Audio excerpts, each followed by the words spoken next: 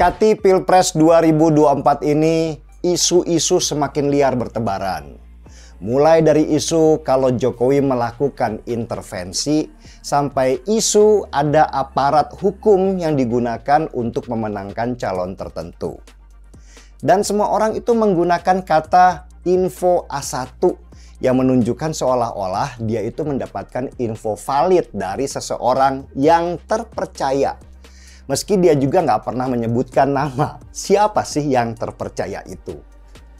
Ada lagi yang bilang, kata Jokowi seolah-olah dia pernah bicara langsung dengan presiden. Padahal dia itu hanya mendengar dari katanya si A atau katanya si X. Orang sekarang lebih mempercayai apa yang dia dengar daripada fakta yang sesungguhnya terjadi. Dan salah satu isu yang lagi panas-panasnya adalah apa yang terjadi di Mahkamah Konstitusi sekarang. Mahkamah Konstitusi beberapa waktu ini menghadapi gugatan dari beberapa kader Gerindra dan juga kadernya PSI terkait batas usia minimal menjadi calon presiden dan calon wakil presiden yang selama ini ditetapkan ada di usia 40 tahun. Kader Gerindra dan PSI menggugat Mahkamah Konstitusi supaya menurunkan batas usia itu menjadi 35 tahun saja. Awalnya sih banyak orang yang nggak peduli dengan gugatan itu. Sampai akhirnya menguatlah nama Gibran Rakabuming yang baru berusia 35 tahun untuk menjadi calon wakil presidennya Prabowo. Dan mulailah bertebaran teori konspirasi bahwa gugatan batas usia itu memang dilakukan oleh Gerindra dan PSI untuk meloloskan seorang Gibran. Apalagi sekarang mendadak baliho-baliho Gibran calon wakil presiden 2024 itu bertebaran di mana-mana seolah menyambut adanya putusan Mahkamah Konstitusi yang akan mengabulkan gugatan batas usia minimal itu. Dan tudingan konspirasi untuk meloloskan Gibran menjadi calon wakil presidennya Prabowo semakin menguat. Bahkan sekarang sudah membangun persepsi bahwa Jokowi ingin membangun politik dinasti. Apalagi ketua Mahkamah Konstitusinya adalah iparnya Jokowi. Dan kisah panasnya sidang di Mahkamah Konstitusi ini sudah terdengar keluar. Pro dan kontra di antara hakim di Mahkamah Konstitusi untuk memutuskan apakah batas usia minimal itu perlu diturunkan atau tidak. Kabarnya bikin banyak orang itu geram. Hukum seperti dimainkan hanya supaya ada orang yang kebelet berkuasa. Dan akhirnya punggawa-punggawa hukum pun keluar karena mungkin mereka merasa marah dengan situasi seperti ini.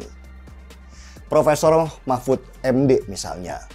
Mendadak Profesor Mahfud mengeluarkan pernyataan mengkritisi Mahkamah Konstitusi bahwa MK sejak awal seharusnya nggak perlu itu menerima gugatan batas usia minimal itu. Alasan Profesor Mahfud MD karena gugatan batas usia itu sifatnya adalah open policy atau kebijakan yang terbuka.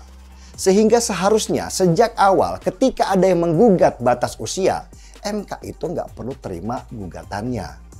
Kembalikan saja ke lembaga lain karena legal standingnya aja sudah nggak tepat, kata Mahfud MD.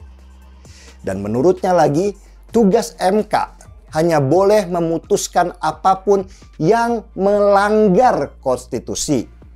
Kalau nggak ada hukum yang dilanggar, seperti contoh kasus batas usia minimal dan maksimal yang sebenarnya juga nggak melanggar konstitusi. Jadi buat apa harus diubah? Lagian bukan ranahnya Mahkamah Konstitusi harus mengubah berapa batas usia seseorang menjadi calon presiden dan calon wakil presiden. Karena yang membuat dan berhak untuk mengubahnya bukan Mahkamah Konstitusi, tetapi DPR, bukan MK. Bahkan Jimli Asidik yang juga mantan ketua Mahkamah Konstitusi itu bicara lebih keras. Dia menganggap masalah batas usia itu masalah sepele, masalah remeh, Jadi nggak usahlah dipolitisasi. Bikin jelek nama Jokowi, katanya keras. Menegur Mahkamah Konstitusi yang lebih sibuk membahas perkara batas usia minimal itu daripada perkara pelanggaran konstitusi yang jauh lebih berat. Bahkan situasi panas di MK itu juga membuat Hendardi, Ketua Setara Institut, ikut komentar pedas. MK harus netral katanya. Satu-satunya lembaga penyelenggaraan pemilu yang harus netral harapannya cuma di MK. Dan Hendardi sepakat dengan Profesor Mahfud MD bahwa masalah batas usia itu bukan wewenangnya Mahkamah Konstitusi karena itu ranahnya ada di Presiden dan DPR. Ini yang membuat banyak publik bertanya-tanya, ada apa sih di Mahkamah Konstitusi? Benarkah tudingan banyak orang bahwa MK sudah disetel untuk memenangkan gugatan batas usia minimal supaya Gibran bisa dicalonkan jadi calon wakil presidennya Prabowo? Kalau isu itu memang benar, bahaya sekali situasi ini. Ketika sebuah lembaga yang seharusnya netral malah menjadi tameng untuk memuluskan sebuah rencana memenangkan calon presiden tertentu. Ini akan semakin memperbesar ketidakpercayaan orang terhadap lembaga hukum di negara kita. Saran saya sih, Mahkamah Konstitusi janganlah terjebak dalam pertarungan politik ini. Karena posisi mereka sebenarnya adalah wasit. Kalau wasit itu sudah berpihak, maka kacaulah tatanan negara kita. Apalagi ketua MK sekarang adalah iparnya Jokowi. Maka tudingan politik dinasti bisa-bisa akan menghantam Jokowi hanya karena ingin meloloskan anaknya menjadi calon wakil presidennya Prabowo. Kalau memang Mahkamah Konstitusi harus memutuskan, ya putuskan saja. Dan bilang kalau keputusan ini berlakunya buat pilpres ke depan, bukan pilpres yang sekarang.